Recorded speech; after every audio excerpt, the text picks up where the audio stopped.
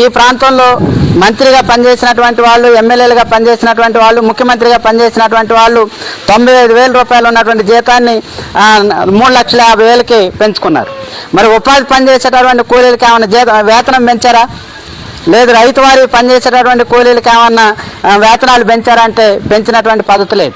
అట్లా రైతులు పండించినటువంటి పంటలకి ఏమైనా గిట్టుబాటు ధరలు కల్పించారంటే అది కూడా లేదు. ఈరోజు మనం మొత్తం ఒడ్లు పండించి కుప్పలు పోసినటువంటి పద్ధతి ఉంది. ఇప్పటి వరకు కూడా గవర్నమెంట్ వైపు నుంచి రైతులు పండించినటువంటి పంటలను కొనడానికి ఒక్క అధికారి కూడా ముందుకి రానటువంటి పద్ధతి ఉంది.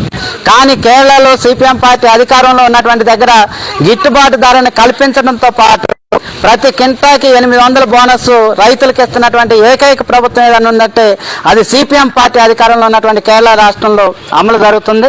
వ్యవసాయ కూలీలు ఉన్నటువంటి వాళ్ళకి పెరుగుతున్నటువంటి ధరలకు అనుగుణంగా రోజు కూలీ రోజు దేశంలో 700 రూపాయలు ఇస్తున్నటువంటి